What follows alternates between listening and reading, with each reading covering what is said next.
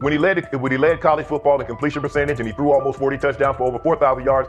How tall was he? Because they make it seem like he shrunk all of a sudden, RC. Oh, how lively was his arm? Because all I know is somebody did that. Somebody threw for over 4,000 yards, somebody threw for almost 40 touchdowns, and somebody led college football in completion percentage. Now, I'm trying to figure out, what I try to figure out all the time, Mel, is how a guy that hadn't played football in almost 5 months. Shannon Sharpe has publicly defended Shedeur Sanders and criticized those questioning him. Sanders has earned higher recognition and some fans are responding negatively. Although there's debate about whether he belongs on a second team list, Sharpe maintains that Sanders' career is clearly ascending. Reactions on social media are mixed. Some users are angry, others are surprised, and a few say they anticipated this result. The conversation remains active. When reports confirmed that Shedeur Sanders had been elevated from second team to near top tier status, Shannon Sharpe issued an emphatic response. He delivered a detailed rebuttal to critics, underscoring why Sanders deserved the promotion and directly challenging those who doubted the decision. I don't think that he was underprepared during these meetings. I don't believe any of these stories that he showed up arrogant and that he was bombing his interviews. I mean, you watch the film, he's on time, he's on point. You watch his interviews, he answers like a 10-year NFL veteran. Like, he's clearly dominating OTAs. It's every single day there's a new report of how well he's doing for the Browns in OTAs. And I mean, you can say what you want, it's just OTAs. Okay, if that's your new narrative, then he's doing exactly what he needs to be doing. He's on point, he's on time, he's getting the respect of his teammates, and he's making plays. So we're gonna see years down the line, something's gonna come out that I don't know what exactly it was, but something will come out. Critics have been waiting for an opportunity to dismiss Sanders. They labeled him overrated, accused him of benefiting from nepotism, and claimed his profile came only from his last name and polished image. Within their own echo chamber, they cited every game in which he fell short of huge passing numbers as validation of their doubts. Since Sanders has begun receiving formal recognition, criticism has escalated. A wave of self-appointed analysts is dissecting his throwing mechanics and team role, and many online commentators now argue that his promotion reflects deeper problems within the sport. Shannon Sharpe rejected each criticism directed at Shedeur Sanders. During the broadcast, he turned a routine segment into a detailed examination, acting as presenter, interrogator, and fact-checker. Sharpe walked viewers through game film, season statistics, and scouting reports to show why Sanders merited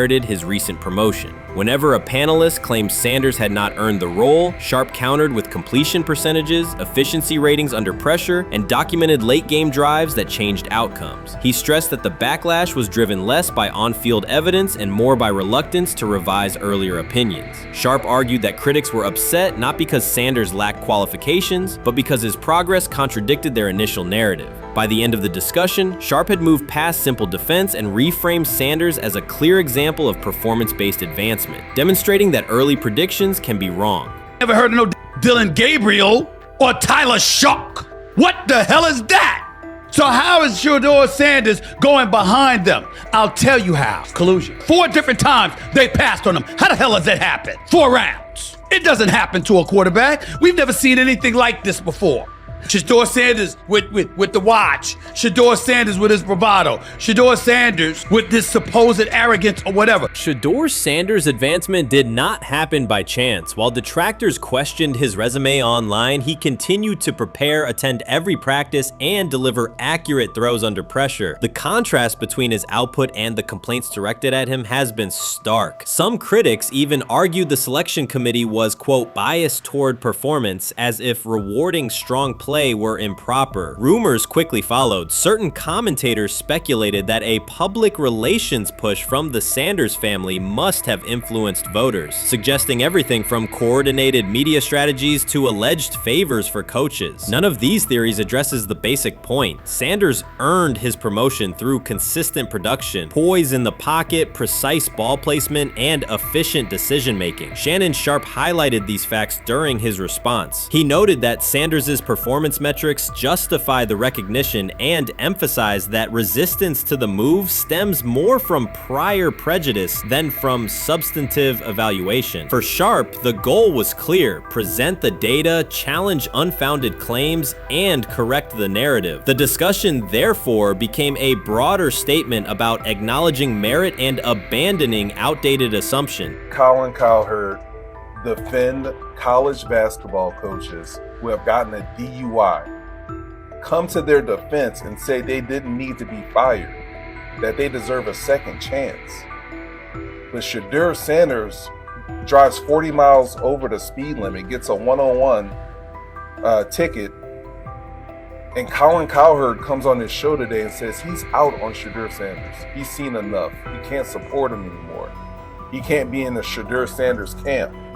because of their speeding ticket. Shannon Sharpe addressed commentators who portray constant doubt as expertise. Those who discount strong performances with "we'll see" but declare bust after a single mistake. He noted their belief that progress only counts if an athlete visibly struggles. Sharpe's response was methodical rather than emotional. He presented evidence, cited statistics, and calmly refuted each claim. Following his remarks, several critics began revising or deleting earlier posts, recasting themselves as longtime supporters of Shedeur Sanders despite having questioned him for months. Sharpe insists on accountability, naming specific individuals and dates while requesting public acknowledgement of prior errors. He argues that analysts cannot spend months undermining a player's potential and then quietly adopt a supportive stance once the athlete succeeds. These are serious, big-time, top-of-the-line playmakers that they have. If you can go 45-42 in the fourth quarter because your quarterback set the school record with 510 yards passing. He was flawless. Shedeur is big time. I didn't know for sure, will it translate to the next level of competition? Yes, it might translate to the next level of competition as he can play. Critics who once claimed Shedeur Sanders was unprepared now hesitate to acknowledge their mistake. They resist retracting earlier comments and struggle to accept that an athlete can succeed without their approval. The 2025 NFL Draft was expected to be Shedeur Sanders' moment. Many projected him as a top 10 talent and a headline quarterback in one of the most discussed college football storylines in years. Instead of walking across the stage on the first night, he waited through 3 days without a call. There was no celebration, only silence. When the phone finally rang at pick no. 144 in the 5th round, it was the Cleveland Browns. With that selection, the financial outlook changed dramatically. The Sanders family believes this was not a typical draft slide, but the result of coordinated action. They are pursuing a $100 million lawsuit alleging collusion across parts of the league.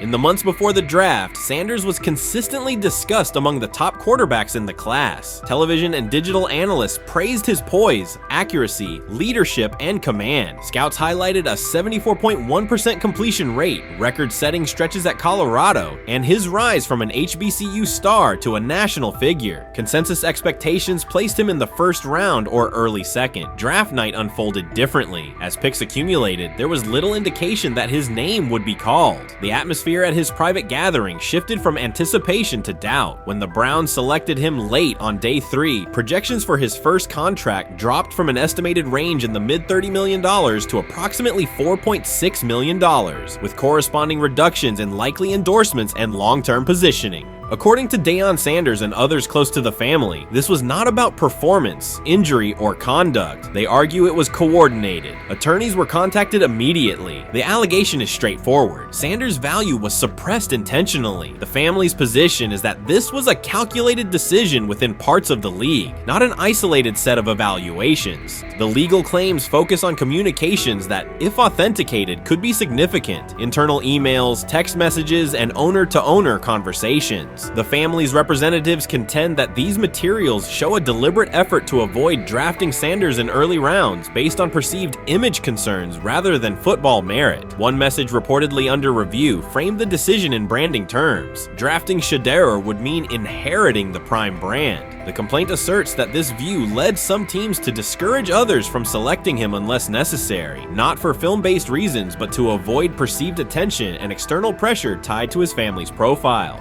A related thread involves speculation about team fit and willingness to play for certain franchises. Past public comments by Deion Sanders were interpreted by some as signals of an Eli Manning scenario. The family's view is that these were strategic statements, not ultimatums. They argue that rather than engage in discussion, teams chose a passive approach, no direct rebuttal, reduced contact, and a collective reluctance to invest a premium pick. If phone records and written communications corroborate coordination, these items could become central exhibits. Media tone shifted as the draft neared. Coverage that had emphasized production and leadership began highlighting intangibles, interviews, and perceived coachability. Anonymous sourcing appeared in multiple outlets, with claims that Sanders skipped combine drills out of arrogance, bristled at film critique, or told one club, "Maybe I'm not the guy for you," after a tense session. A widely cited line, "Nobody wants a celebrity backup quarterback," was voiced by Colin Cowherd and circulated as shorthand for risk. The Sanders legal position is that these narratives did not arise organically, but reflected a coordinated leak pattern that undermined his market value. The family's contention is that this was primarily about control and compliance rather than football ability. They point out that Sanders did not fail a drug test, was not suspended, and did not produce poor athletic testing. His college resume included elite stretches and significant program elevation at 2 stops. The legal claim asserts that the league's power structure resisted a high-profile player aligned with a high-profile parent coach and an independent media presence. The allegation is that teams sought to avoid the perceived complexity that would come with selecting him early. The financial impact is a core component of the damages claim. Had Sanders been selected late first or early second round, projected 4-year compensation would likely have fallen between $30 to $35 million, with immediate access to higher tier endorsement opportunities and the brand leverage that accompanies a franchise quarterback designation. As a 5th round pick, the initial contract value is a fraction of that total, and associated off-field opportunities are typically narrower. The suit reportedly seeks not only lost salary, but also the broader economic value linked to draft position, sponsorships, licensing, and the visibility that accelerates an early career trajectory. The filing's scope, as described by sources close to the family, extends beyond the league office. It may involve media outlets, scouting firms, and specific executives if discovery shows coordination or materially false statements that affected value. The argument is that the draft slide harmed not only Shedeur, but also the broader Sanders brand, affecting perceptions of Deion Sanders as a recruiter, coach, and public figure. The family's view is that narrative construction around brand risk and celebrity backup produced a measurable economic and reputational loss. If a court authorizes discovery, the process would likely compel emails, internal draft notes, and message archives from teams and third-party intermediaries. Subpoenas could be served on media organizations for sourcing records related to anonymous quotes. That level of transparency would be unusual and could reveal how information flows during pre-draft periods. The legal theory moves beyond a single player's evaluation to the draft's integrity, whether owners or executives acted in concert to reduce a prospect's value for reasons unrelated to football performance.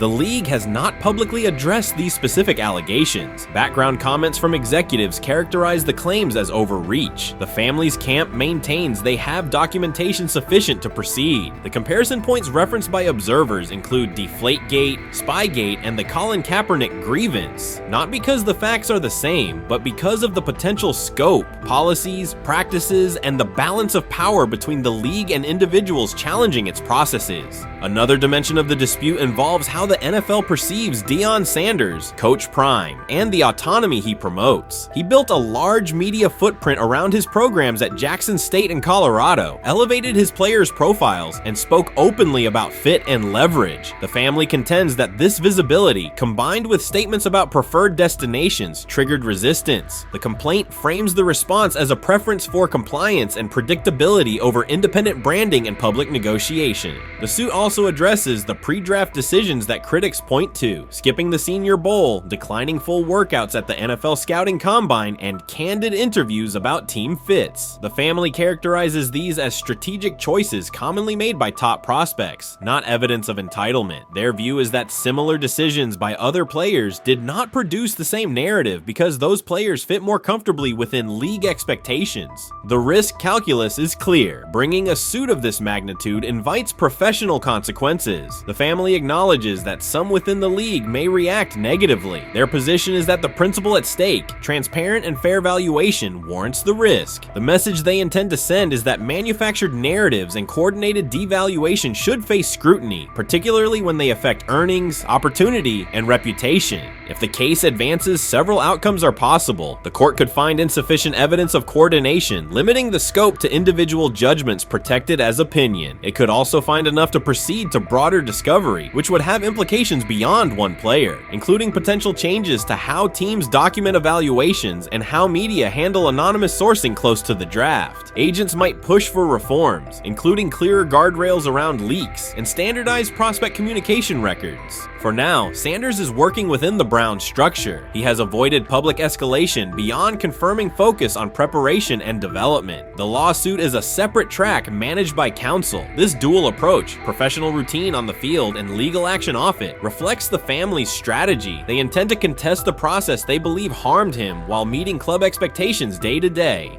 The core allegations remain consistent across their statements. A talented quarterback saw his draft value suppressed by coordinated behavior tied to branding concerns and public positioning rather than football merit. Media narratives amplified that shift, and the result was a substantial, quantifiable loss. The remedy sought includes compensation and a measure of accountability that could deter similar conduct. Whether the claims are ultimately proven will depend on documentation and testimony. If emails, texts, and call logs substantiate coordination, the impact could be significant, prompting policy review around pre-draft communications and media engagement. If not, the case may narrow to disputes over opinion, perception, and the gray areas of scouting. Either way, the filing signals a willingness to confront entrenched practices and to test in court how far the process extends beyond film and interviews. This situation has moved from speculation to litigation. It addresses control, image, and power in a system that influences careers and compensation. It also underscores how public narratives can shape market outcomes. Sanders' path now has two tracks: earning opportunities on the field in Cleveland and seeking redress off the field for what the family views as an avoidable and orchestrated loss. The questions at stake are larger than one draft slot. They touch on how the league values independence, how information is weaponized, and what recourse exists when a player believes the evaluation moved from football to optics. The answers will emerge through practice reps and potentially through discovery and a courtroom record. We've got news.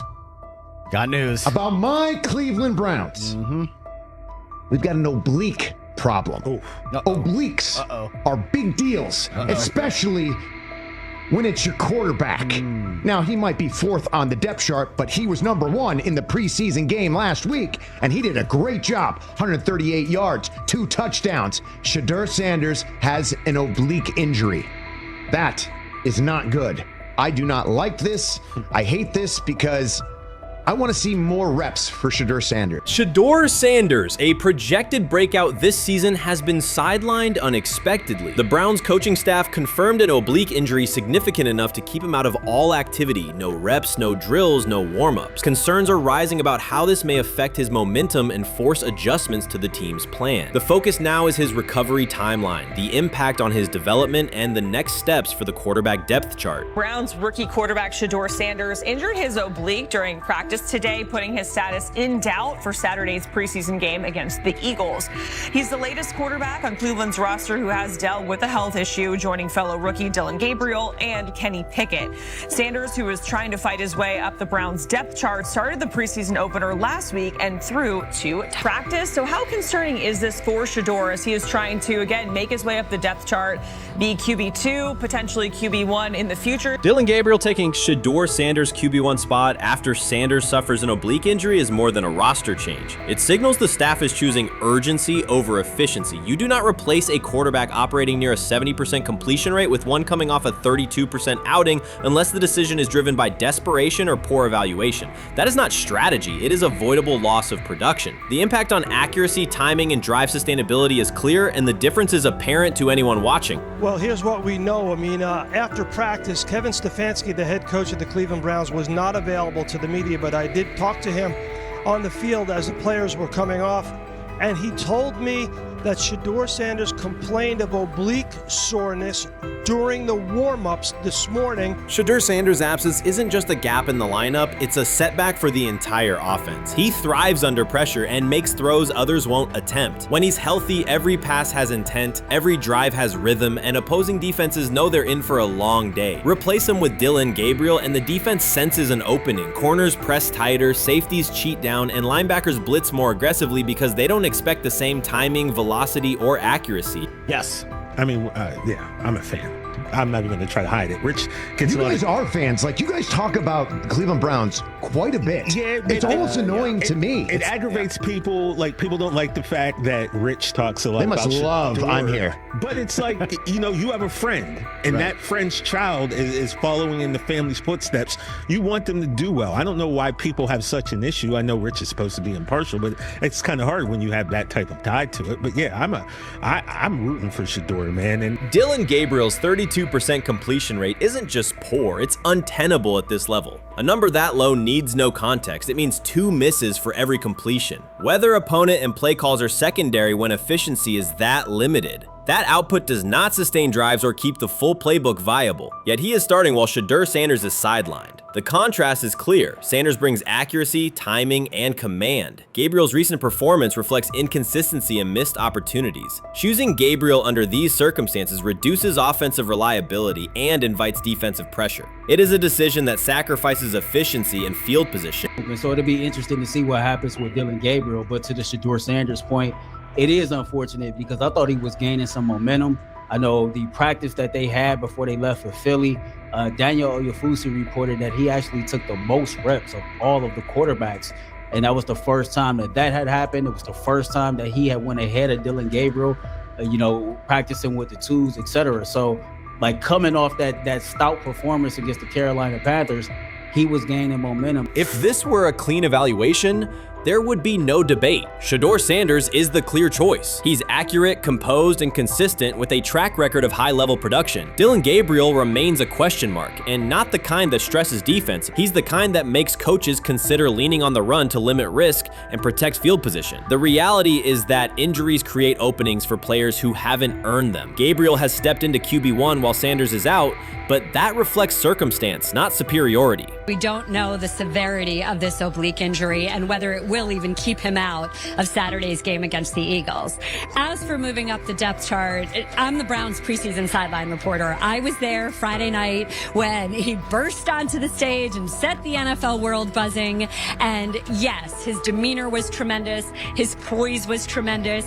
He did the things that were asked of him. But at the end of the day, he wasn't actually asked to do all that much. The real concern is how this could attach to Shedeur Sanders' reputation. The NFL is unforgiving about availability. An oblique injury for a quarterback isn't minor. It affects mechanics, torque, and timing. Even with a strong return, the injury-prone label can linger. For the Cleveland Browns, or any team seeking stability under center, that perception is toxic. Teams don't want a player they fear won't make it through October. That's the risk. Talent doesn't always overcome league politics. Once questions about durability start, they rarely fade. They surface in contract terms, roster decisions, and sideline evaluations. So Shedeur Sanders is injured again? If you were following along on social media today for the Browns' first joint practice in Philadelphia against the Eagles, wow, you were in for a tumultuous ride. I mean, all the reporters, both Browns and Eagles reporters, were pretty much flabbergasted at the fact that Shedeur Sanders was taking 0 team reps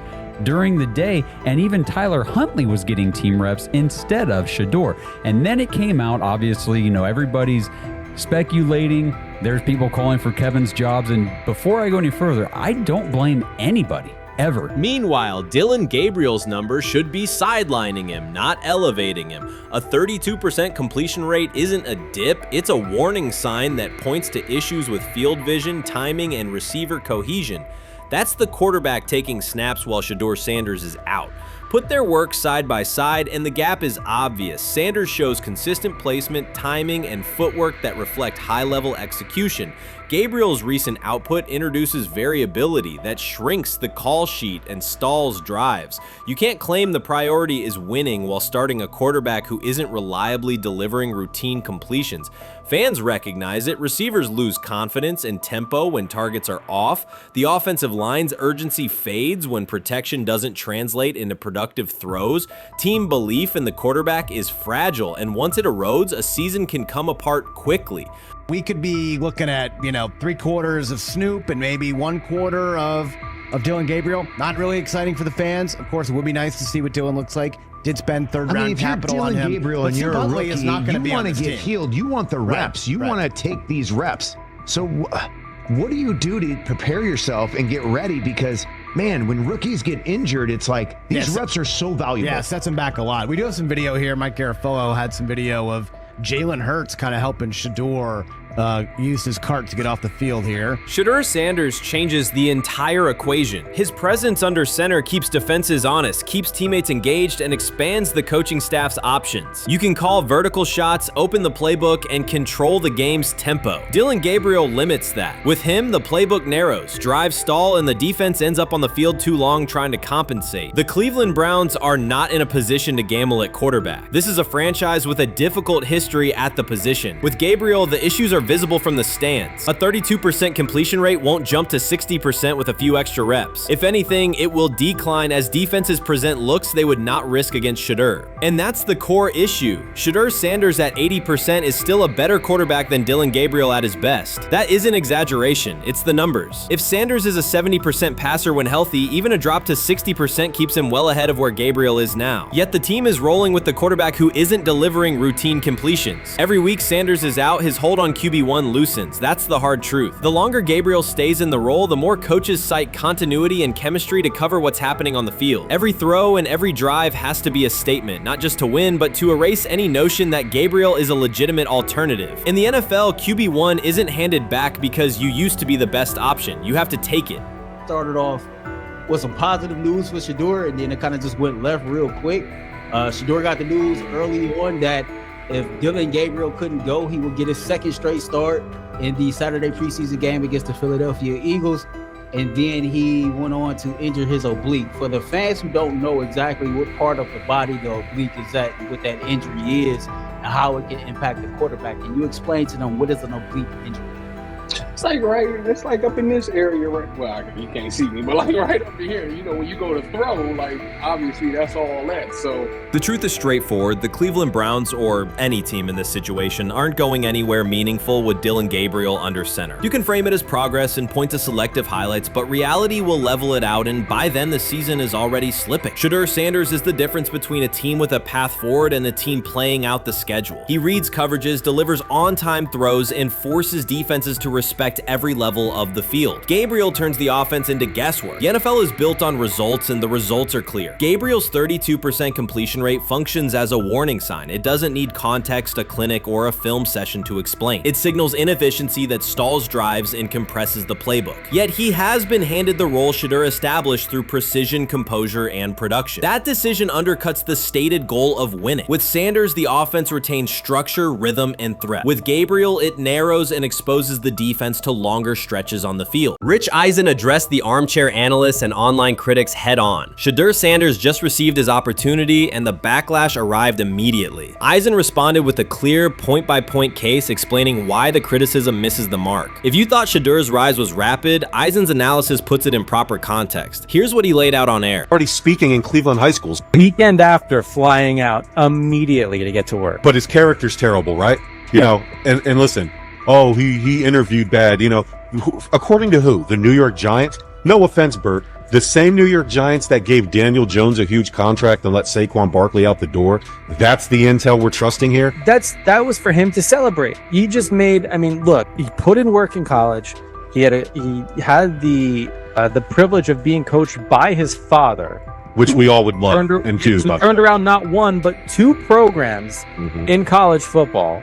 And then literally for any athlete, being drafted at the highest level is a success story in itself. Rich Eisen delivered a direct response to the critics. He addressed the online claims reducing Shedeur Sanders to Deion Sanders' son instead of evaluating him as a quarterback on merit. Eisen challenged those assumptions and refocused the discussion on performance, preparation, and opportunity. Say Kenny Pickett had strained his hamstring.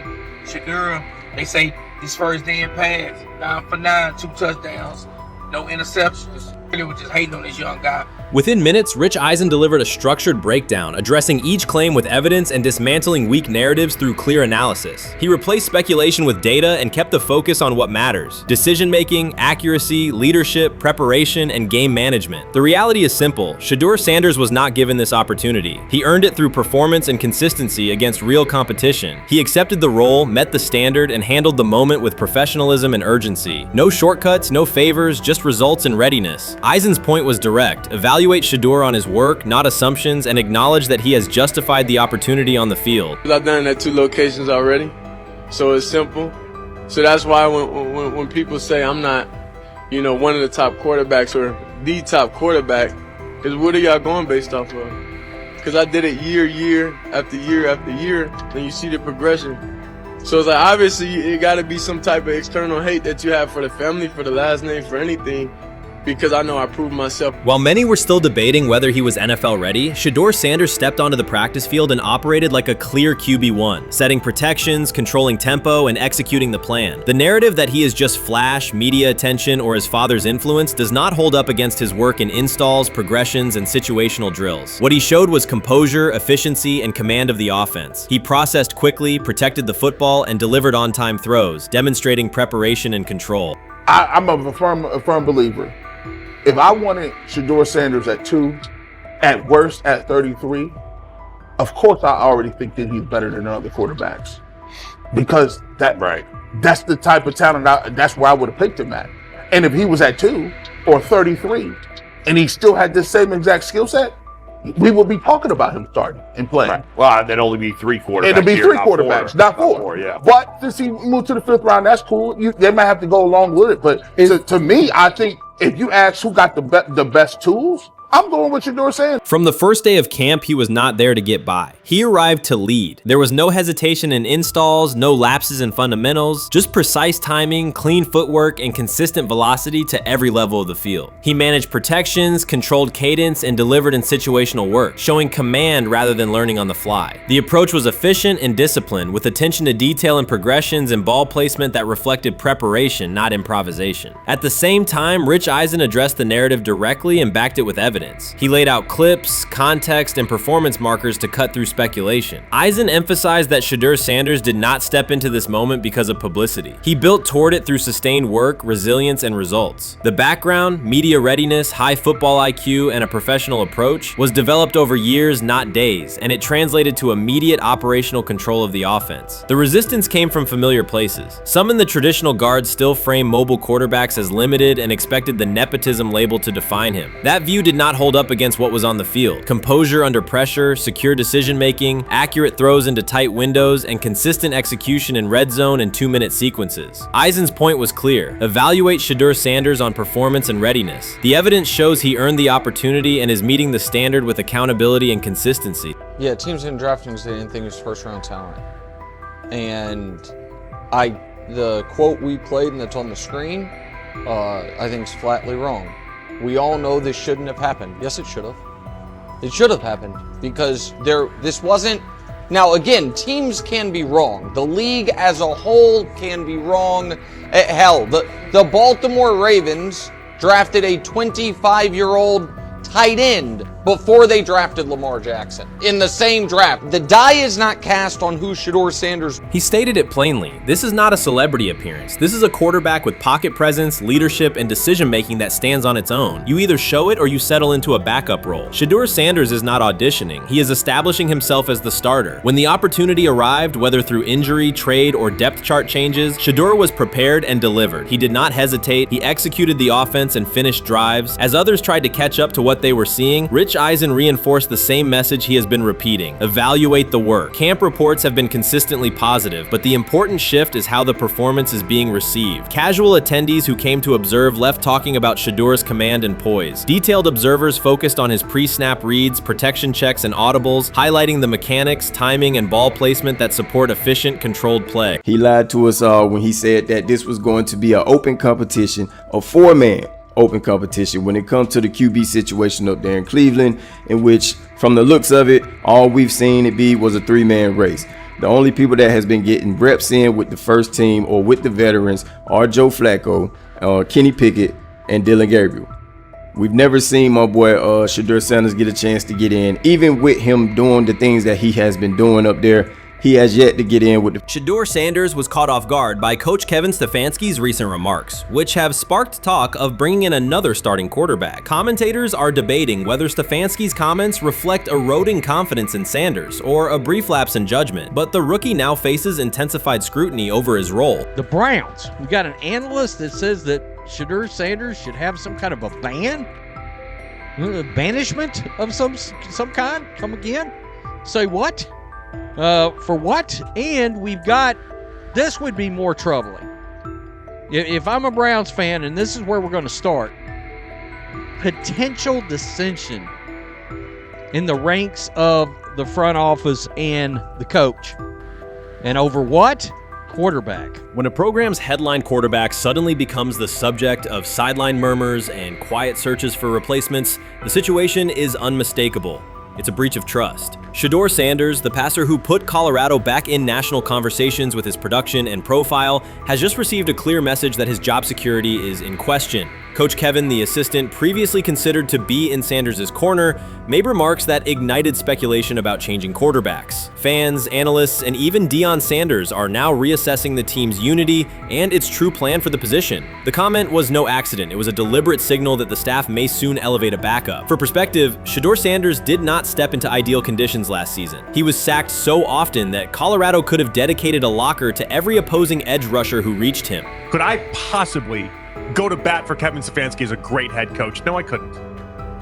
Could you go to bat against him, saying he's a horrible head coach? No, I can't. I think that's why we fall in the middle. I think that's why in a lot of these discussions, and that's why a lot of the rankings, you see him right now in that 15 to 20 range, somewhere in that middle pack of NFL head coaches. I've said earlier, Kevin Stefanski has already been given more head coaches than any coach I've ever seen in Cleveland.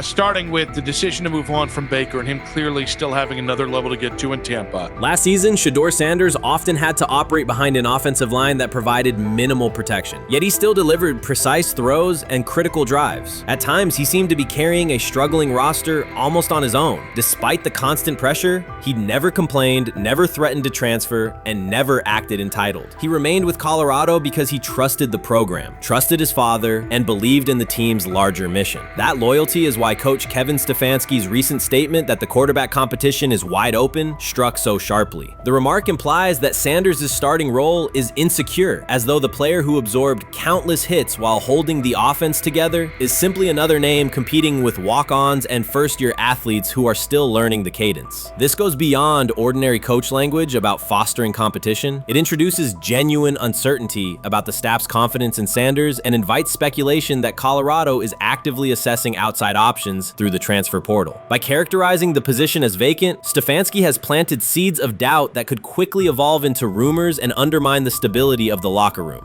I'm sorry, but when it comes to quarterback, I'm going to defer to my head coach, generally speaking, especially one with Stefanski's track record and how he's viewed across the league. So this is interesting because it tells you Kevin Stefanski's not a Shedeur Sanders guy. And it also tells us who made these picks. Exactly. The Cleveland Browns made a rather awkward decision in the NFL draft, opting to take quarterback Dillon Gabriel in the 3rd round, well before he was expected to fly off the board. Then 2 rounds later, the Browns took fellow quarterback Shedeur Sanders.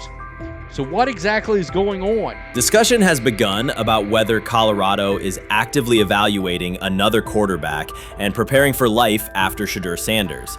Analysts are debating whether Coach Kevin's move is calculated strategy or a misstep that jeopardizes team stability. Sanders remains a top NFL prospect, Deion Sanders' son, and the program's public face. His highlights dominate social media and his jerseys outsell the team's victories. Yet he is once again being asked to reaffirm his position. The issue is more than routine roster management. It intersects with the family dynamics that shape the program. By portraying the quarterback job as open, Coach Kevin signals to both Shedeur and Deion that the staff is willing to move on despite Sanders' stature. For Shedeur, sitting through film sessions while hearing talk of potential replacements adds an unwelcome layer of uncertainty to an otherwise proven resume. The decision may reflect a desire for a quarterback with a different profile, perhaps someone more mobile and system-oriented, rather than a dismissal of Sanders' accomplishments. Sometime last week, and then, and I just tweeted that out again this morning, and then today, the Joe Flacco one got posted. So running through this, and then of course we'll still have Dillon will be next, and then Shedeur will come last. As training camp nears, Mary Kay Cabot is providing straightforward analysis of the Cleveland Browns quarterback competition. The starter has not been named, but she has moved away from her earlier skepticism of Shedeur Sanders and now acknowledges his talent and potential. Cabot explained that if Joe Flacco is chosen to start week 1, it will mean he is the most prepared to play immediately. This approach would also give younger quarterbacks such as Kenny Pickett time to adjust, refine their skills, and maximize their potential while Flacco handles the early workload. She added that a Flacco start would not prevent Sanders from earning the position later in the season. The depth chart remains flexible, and Sanders' continued development could put him in line for an opportunity as circumstances evolve. Cabot also noted that Pickett could win the job for week 1, but he must demonstrate he can integrate smoothly with the offense and perform reliably under pressure. The Browns want a leader who can control the huddle, execute plays efficiently, and maintain composure. Pickett's performances in upcoming practices and preseason games will be critical in determining whether he secures the starting role or Sanders ultimately takes the reins as the season progresses. Things like that. It doesn't mean that that Kenny can't swoop in there and steal that job by them, but he's really going to have to show that he has a complete mastery of this scheme and this system, and that they don't have to dial it back a lot to put him in there. So these will be some considerations, and I do think that that as the preseason goes along, it will become evident. Mary Kay Cabot recently stated that Shedeur Sanders is ready, and the Cleveland Browns are monitoring him closely. After a strong showing during organized team activities and minicamp, Sanders has made notable strides in his development. With continued progress, he is expected to return to the field prepared to contribute meaningfully. The Browns coaching staff is tracking his growth, and anticipation about his long-term role is increasing. Cabot added that if Sanders maintains this trajectory and continues to demonstrate poise within the team, he will have a legitimate chance to earn the starting quarterback job. Each practice rep strengthens his case, reinforcing the possibility that his development could benefit both the player and the organization. As Sanders impresses, discussion about his future in Cleveland becomes more compelling. Cabot also emphasized Sanders' advanced understanding of the offense. She noted that his football IQ appears in every drill and that he seems ready to execute the Browns system at full speed. His ability to process defenses quickly and make decisive reads distinguishes him from his peers. With the appropriate opportunity, Cabot believes Sanders could become a genuine difference maker for the Browns. One area Cabot highlighted is Sanders' command of pre-snap adjustments. His capacity to diagnose defensive fronts and communicate changes gives him an edge and reflects high football intelligence. If he translates those reads into consistent connections with his playmakers, he could elevate the Browns' offense significantly. By comparison, Cabot said quarterback Dillon Gabriel is still refining his grasp of complex terminology and play calling. While Gabriel possesses upside, Sanders' comfort with intricate concepts and his ability to manage tight pockets under pressure give him a clear advantage at this stage. Gabriel must sharpen those elements to compete at Sanders' level. Cabot previously reported that Sanders had already earned first-team practice snaps ahead of Gabriel. Her latest update confirms that Sanders is now approved as the Browns' starting quarterback, solidifying the organization's commitment to him as QB1. Expectations are high, and his response to the challenge will be closely watched throughout training camp and preseason. Cabot further noted that head coach Kevin Stefanski authorized Sanders to take expanded first-team reps beginning next month. This milestone underscores Sanders' readiness and the coaching staff's confidence in his progress. As the regular season approaches, Sanders aims to cement his status as the starter, and the competition for that position is intensifying. Though Sanders leads the race, Kenny Pickett remains in contention. Cabot stressed that Pickett must prove he can integrate seamlessly with the offense and perform consistently under pressure. His performance over the next several weeks will determine whether he can challenge Sanders for the starting role. With both quarterbacks vying for the top spot, the Browns' Week 1 starter will be one of the most scrutinized decisions of the upcoming season. For now, Cabot's reporting underscores Sanders' rapid ascent, strong football intellect, and growing command of the offense, qualities that position him well to lead Cleveland's offense when the opportunity arrives. They have never loathed college football itself. They have resisted the people determined to reshape it. When Deion Sanders, black, direct, unapologetic, walks into a room of power brokers and speaks with authority instead of deference, critics recoil. During his playing days, they complained about celebrations and gold chains. Now that he is a head coach, mentor, and father, they label him something more polite, but just as dismissive: a problem. At Big 12 Media Days, Sanders addressed the accelerating chaos of the name, image, likeness market. He said college football needs a salary cap, not to hobble players, but to impose order on a system that showers unproven freshmen with 7-figure promises while the rest of a roster hunts for scraps. He called the situation unsustainable. Within hours, ESPN commentator Paul Feinbaum branded him a hypocrite, arguing that Sanders profited from NIL at Jackson State and now wants rules only because his most marketable athletes have moved on. The accusation spread quickly because it fit a comfortable storyline. Outspoken black coach gains from change, then protests when the advantage disappears. That framing ignores context. Sanders never criticized players earning money. At Jackson State, he urged corporate sponsors to partner with athletes who had been invisible to major brands for decades. What he wants now is stability, standardized guidelines, basic financial literacy, and roster balance that prevents locker rooms from fracturing over uneven payouts. When other coaches, Nick Saban, Dabo Swinney, Lane Kiffin, voiced similar concerns, they were praised for foresight. When Sanders spoke, the tone shifted to suspicion. The difference is not the message,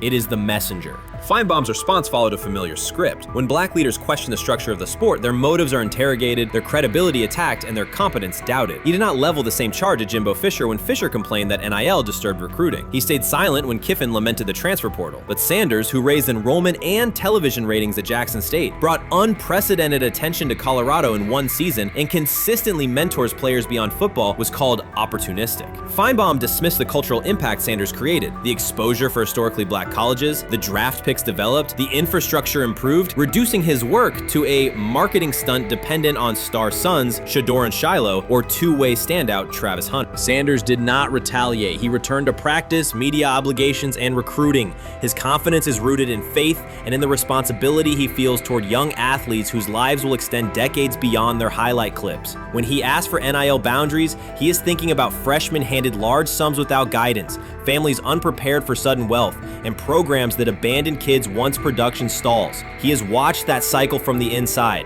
He wants protections, not restrictions. Critics predicted Colorado would fade once Shedeur and Hunter leave. Instead, Sanders signed blue-chip quarterback G.J. Lewis and a wave of transfers eager to join a program that values personal growth as much as on-field wins. Recruits see a coach who challenges the status quo, who places black culture at the program's center without apology, and who will remain visible when social media buzz cools. They recognize that Sanders does not chase attention, attention follows his results. Media outlets reduced the upcoming Buffalo season to a win total prop. 6 victories, give or take. Sanders is playing a longer game. He wants to show young athletes, especially black athletes, that they can lead authentically, speak with conviction, and refuse to shrink for access. Success measured only by the scoreboard misses the point. If Sanders builds men who graduate with financial literacy, self-confidence, and community awareness, he will consider the mission successful, even if Colorado finishes with 5 wins instead of 10. None of that registers with commentators invested in an older hierarchy. For them, leadership should remain predictable, reserved posture, muted tone, minimal cultural expression. Sanders contradicts that image. The possibility that his methods could spread to other coaches, to other programs, threatens a model that has kept decision-making and revenue streams concentrated for generations.